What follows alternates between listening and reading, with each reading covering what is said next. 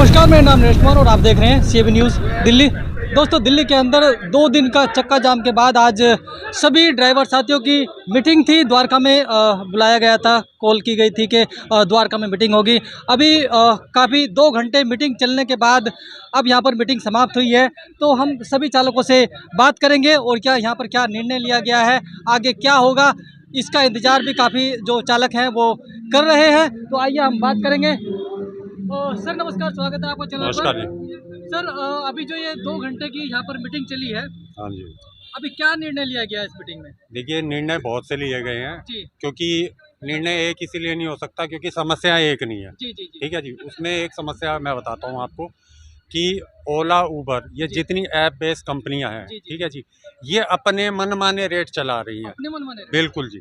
जबकि हर गवर्नमेंट के उसने अपना एक रेट निर्धारित किया हुआ है। जी जी अब गवर्नमेंट के रेट को ना देखकर जी उनकी अनदेखी करके इन्होंने मनमाने रेट चला रखे हैं। जी ठीक है, जो सबसे पहली बात उल्लंघन की है जी कि ये जिस स्टेट में कंपनियां काम कर रही हैं उस स्टेट की गवर्नमेंट के निर्धारित किए हुए रेट को ही ताक पे रखकर अपने मनमाने रेट चला रही है। अच्छा अच्छा तो क्या ये चीज़ स्टेट गवर्नमेंट को दिखाई नहीं दे रही?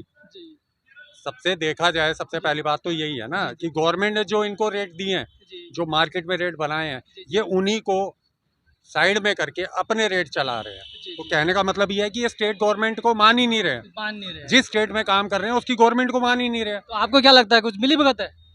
सर, इसमें मिली भगत कहने या सोचने की तो बात ही नहीं है। जी जी मिली भगत होने के बाद ही ये काम हो रहा है। बात ही हो रहा है ये। यदि अगर ऐसा ना होता जी तो क्या ये कंपनियां जी जी प्राइवेट एक जो बाइक है जी उसको अपने ऐप में एज ए कमर्शियल वर्क करने के जी लिए जी जी अपने प्लेटफॉर्म पे देती? जी जी। काम करने की परमिशन नहीं देती। लेकिन हो सकता है ये सुप्रीम कोर्ट ने लीगलाइज किया हुआ है। अब एक बार इसको स्टॉप भी किया था, होल्ड पे रखा गया था, फिर भी चालू क्यों किया गया? ये तो आप लोगों सुप्रीम कोर्ट के ऑर्डर से किया बिल्कुल ना। सर, यही तो कहना चाहते हैं कि सुप्रीम कोर्ट के ऑर्डर को जी जब ना कंपनियां जी ना ही गवर्नमेंट जी ये दोनों ही मानने के लिए तैयार नहीं है, जी जी तो आप बताइए किससे बात की जाएगी?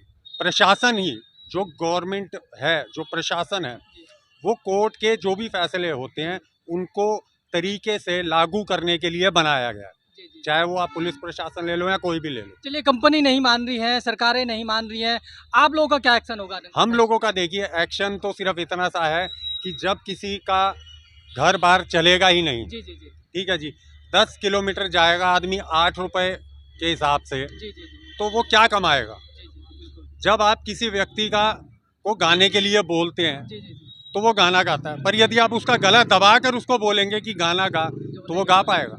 तो सीधी सी बात यह है, हम तो काम करना चाहते हैं पर काम करने की जितनी परिस्थिति है ये धीरे धीरे धीरे धीरे खत्म होती जा रही है। जी जी जी, जैसा कि आप देख रहे हैं, दिल्ली के अंदर ऑटो टैक्सी चालक बहुत ज़्यादा ही परेशान हैं। इसी परेशानी को लेकर इन्होंने 2 दिन का चक्का जाम भी किया था। दिल्ली की पूरी जनता परेशान भी हुई है। और अभी जी नमस्कार मैंने सर, इनसे स्वागत है पूछा आपका चैनल पर। कि ये किसकी वजह से हो रहा है। जी, किसकी वजह से हो रहा है? ये ऐप बेस्ड कंपनी और जी। दिल्ली सरकार की वजह से हो रहा है, जी। क्योंकि हम दिल्ली में रहते हैं। आप लोग क्या एक्शन ले रहे हैं? हमारी जिम्मेदारी दिल्ली स्टेट के ऊपर है, हर जी। तरीके से हमारे रहने खाने पीने सबकी जिम्मेदारी दिल्ली स्टेट की है। क्योंकि नहीं, हर अगर आप नहीं कमा रहे हो एज तो ए आपको यूनियन खिलाने की जिम्मेदारी भी दिल्ली स्टेट की है। आप लोग क्यों इनको प्रताड़ित होने दे रहे हैं? आप लोग क्या कर रहे हैं? हम लोग अधिकारियों से मिल रहे हैं, जी उनको बोला है। अधिकारियों ने, जो दिल्ली का ट्रांसपोर्ट कमिश्नर है, उसने हमें बुलाया है। रिजल्ट क्या निकल रहा है? उसने हमें बुलाया है जी। 1RT के मीटर रेट के लिए बात करने के लिए जी कि आपने जो पुराने लेटर लगाए थे वो लेटर लेके जी आइए जी जी और एक फ्रेश लेटर ले आइए। जो हमारी अधिकारियों की गलती की वजह से उन्होंने माना है जी जी जी कि जो हमारी अधिकारियों की कमी की वजह से, आपसी तालमेल की कमी से 1RT का किराया जो नहीं बढ़ पाया था जी, जी, काली जी। बिल्ली के साथ, जी जी जी वो हम बढ़ा देंगे। जी जी जी। साथियों सुन लो, अभी जो अभी तेजिंदर जी ने बोला है, ये लोग पुलिस जो अपना ट्रांसपोर्ट मिनिस्टर है, कमिश्नर है, सबसे मिलेंगे और आप लोग को नंबर दिया जा रहा है। आप बार बार इनसे कॉल करके फॉलो अप करते रहो कि ये बात कर रहे हैं या नहीं कर रहे हैं, या आप लोग को पागल बना रहे हैं। जी मेरा नंबर फेसबुक आपका पे नंबर है। आप ही बोले यहाँ पर। मेरा नंबर फेसबुक पे है, जी सबके पास है। एक बार नंबर बोल दीजिए प्लीज। 9873-919-331। आज के टाइम पर कोई ड्राइवर को पागल नहीं बना सकता है। इस मुहिम में भी जितने यहाँ पर लीडर थे हम सबसे बात करेंगे और सबका आपको नंबर भी देंगे। वो नेक्स्ट क्या आपके लिए स्टेप उठा रहे हैं और क्या कर रहे हैं आपको फॉलो अप करना पड़ेगा। आप ये लोग ये नहीं कि उनको उनके ऊपर छोड़ के बैठ जाओ। उनके भी बच्चे हैं, घर परिवार है, वो भी अपना देखते हैं, भूल जाते हैं क्या हुआ था। आप लोग को अपना काम कराना है तो समय समय पर यहाँ पर आते रहिए, बात करते रहिए, फ़ोन करते रहिए और फॉलो अप करते रहिए। आप लोग फॉलो करते रहेंगे तो आपका काम अवश्य होगा। सर अभी हम जी को भी मिलना हो, जी हमारा ऑफिस सेंटर दिल्ली में है, चारों तरफ से बराबर पड़ेगा। INA में आप गूगल मैप पे डाल के देख लो, भारतीय चालक एकता संघ या जनसेवा ड्राइवर पार्टी, दोनों में जो भी डालेंगे आपको मैप वहाँ पे ले आएगा।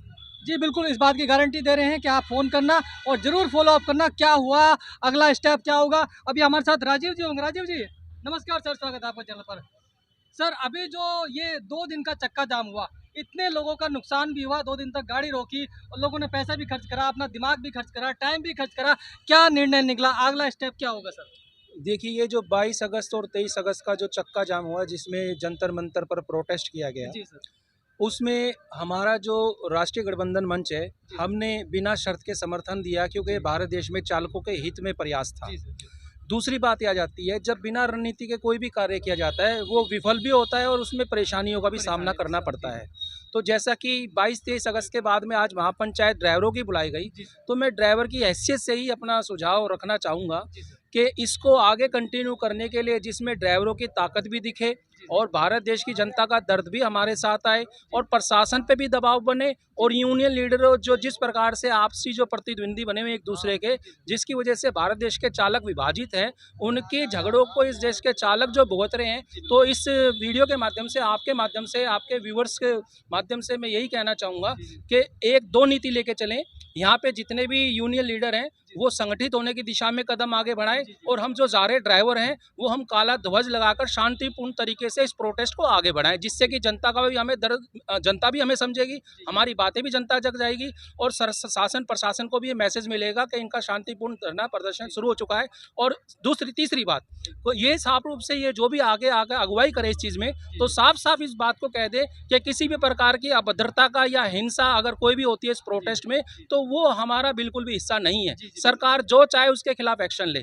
तो ये विशेष बातें हैं जो कि मेरे ख्याल से इन सारी चीज़ों को आगे बढ़ाने की दिशा में है। जी आपने काले झंडे की बात की, तो हम सभी चालक साथियों को बता देना चाहते हैं, क्या काला झंडा लगाकर आप गाड़ी पर चलेंगे तो कोई पुलिस वाला का कोई रोकेंगे इसके लिए कुछ? देखिए, काला झंडा जो होता है, काला झंडा ये है, क्योंकि मैं आपके सामने उदाहरण रखना चाहता हूँ। हमारे देश में जो इंटरनेशनल पूरा वर्ल्ड है, वर्ल्ड में जापान कंट्री है और जापान कंट्री में जो पब्लिक है उसकी मेंटेलिटी होती है, जितना वहाँ का शासन प्रशासन उन्हें प्रताड़ित करता है, वो वहाँ के प्रोडक्ट जो भी उनकी जो एक्टिविटीज़ है उसको स्टॉप नहीं होने देते हैं, बल्कि अपने जो ओवर टाइम है उसकी संख्या को बढ़ा देते हैं। यानी कि एक इस तरह से संदेश दिया जाता है, वो ब्लैक उसको पट्टी को यूज़ करते हैं और जो प्रोडक्शन होता है उसकी मात्रा को भी बढ़ा देते हैं। यानी कि ये सीधा ये होता है कि हम इस जापान जो सिस्टम है, जापान जो सरकार है, जापान का जो व्यवस्था है, हम उसे भी सपोर्ट कर रहे हैं और प्लस में हम अपना दर्द ज़्यादा मेहनत करके दर्शा रहे हैं कि आप हमारी चीज़ों को समझें। तो ये चीज़ें होती है कि जो कि उस देश की अर्थव्यवस्था को भी किसी प्रकार की गति को नहीं रुकने देती और प्लस में प्रोटेस्ट भी दर्ज होता है। मेरा ये मानना है कि जब हम सेवा दे रहे हैं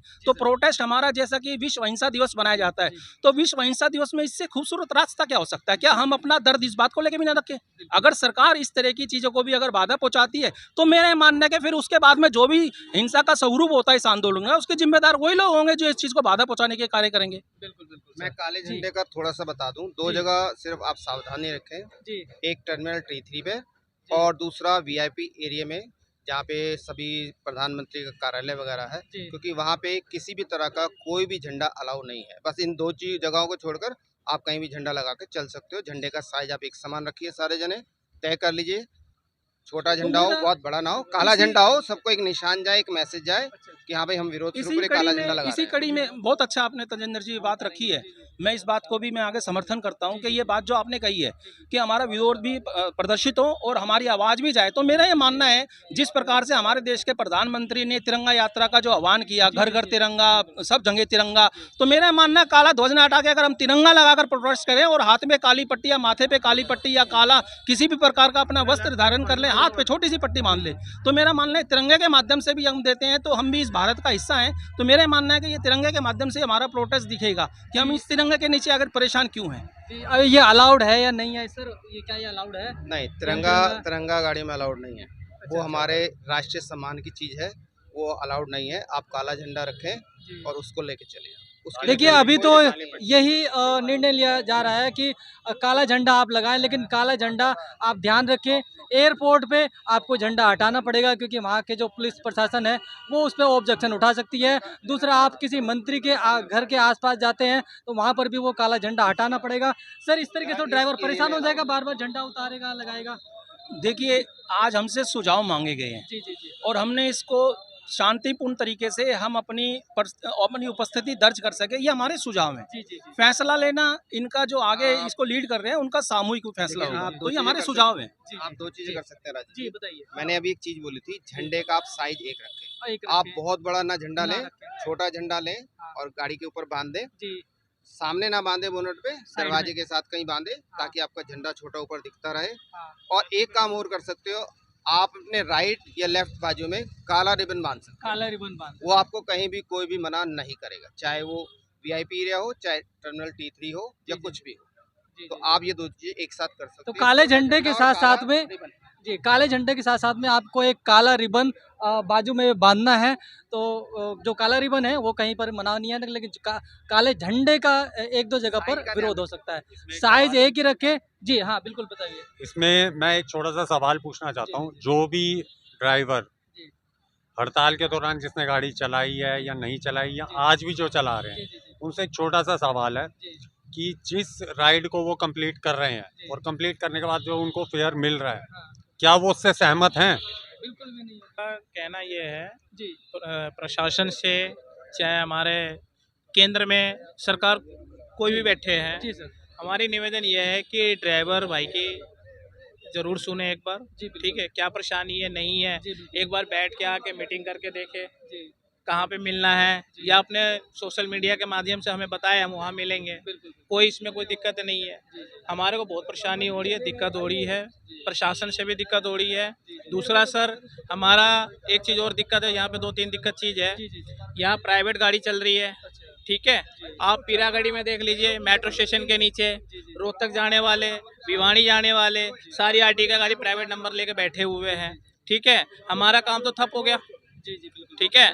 दूसरा सर, जितने भी जो सुप्रीम कोर्ट का ऑर्डर थे नियम के, जी प्राइवेट बाइक अलाउ नहीं थी प्लेटफॉर्म ऐप के ऊपर, बिल्कुल। ठीक है, वो भी चल रहे हैं, ठीक है सर। जी जी वो अभी तक बंद नहीं हुए हैं, हमारा काम डाउन हो गया। का ई रिक्शा के बारे में जी हम ये देखें कि दिल्ली में हमारे ऑटो, जी। सिर्फ ऑटो 1 लाख परमिट या 1.25 लाख के आसपास परमिट हाँ, है, जी और ई रिक्शा पे कोई बैन नहीं है। जी जी जी। बिना नंबर, रजिस्ट्रेशन वाला नंबर, लाइसेंस बेगर लाइसेंस, सब चल रहे हैं। बेगर लाइसेंस, जी जी जी। बेगर इंश्योरेंस, एरिया कौन सा है बता दीजिए। नागलोई में चले जाओ, उत्तम नगर चले जाओ, किसी भी रोड पे, नई दिल्ली रेलवे स्टेशन चले जाओ, हर जगह पे ई रिक्शा, जो कि मान्य सुप्रीम कोर्ट जी है, जी जी जी। सुप्रीम कोर्ट से आदेश है, 236 236 रोडों पे ई रिक्शा बैन है, बैन है। जी जी जी। जो आज हमारे प्रशासन, जी आप किसी भी मोड़ पे, किसी भी चौराहे पे एनी टाइम चले जाइए, जी जी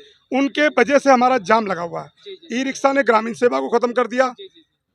ठीक है जी। आज टीवी जो चल रही थी उसको खत्म कर दिया, और उसमें चाहे वो दारू पी करके चल रहा हो या गांजा पी करके चल रहा हो, और उसमें कई लूटमार भी करते रिक्शे वाले, छोटी सी बात, ठीक है ना। और इनकी कोई सुनवाई नहीं है। अगर हमारा ऑटो वहाँ पहुँच गया तो ई रिक्शा खड़ा, कोई दिक्कत नहीं, चाहे वो क्रेन लेकर के आया हो, चाहे वो पुलिस वाला आया हो, उसके हमारा चालान करेगा। ई रिक्शा का कोई चालान नहीं, फोटो खींच लेते हैं। हमारा फोटो करेगा। जो भी चार्ज होती हैं और बैटरी रिक्शा, अगर unauthorized सर हैं। जितने भी ई रिक्शा चले, अंदर चले, कोई दिक्कत नहीं है, गली में चलाए। गली में चलाए, और इनको भी फिटनेस देनी पड़े, गवर्नमेंट को फायदा हो। तरह से रेट वही है, और सीएनजी का रेट इतना डेवलप हो गया, कहने की बात नहीं। आज 95 से लेके 100 रुपीज़ केजी है, अच्छा। और रेट हमारा वहीं का वहीं है, 8 से 9 रुपए। जी जी। अच्छा। कोई सर्च नहीं, कोई कुछ नहीं, AC नॉन पूरी AC कोई जनता फर्क नहीं। परेशान है। पूरे हम टैक्सी ड्राइवर भाई जितने भी हैं सारे परेशान हैं। गाड़ी का रेट 2017 में जो डिजायर 6 लाख का आ रहा था, आज वो 10 लाख रुपए का है। जी जी जी। गवर्नमेंट मुनाफा अपना ले रहा है, कमा रहा है, हर काम कर रहा है, शोरूम कमा रहा है, ड्राइवर कहाँ जाएगा? वर्दी जी। धोने के पैसे तक नहीं आ देखने पाते की वाली हमारे बात पास। यह है कि दिल्ली के अंदर ऑटो टैक्सी वाले इतने परेशान हैं, वर्दी धोने तक के पैसे नहीं होते हैं। आप माननीय प्रधानमंत्री जी से भी रिक्वेस्ट होगी कि इन सभी चालक साथियों का भी दर्द देखें। जैसे कि अभी माननीय राहुल गांधी जी एक उबर गाड़ी में आए थे, उन्होंने ड्राइवर से भी बात की, उनकी हालात जानी। तो हम रिक्वेस्ट करेंगे हमारे प्राइम मिनिस्टर साहब से भी वो देखें और उनको पता तो चल ही गया होगा कि क्या इनकी दयनीय हालत है। प्लीज़ रिक्वेस्ट है, ज़रा उनका ध्यान दें। जय हिंद, जय भारत। नरेश कुमार।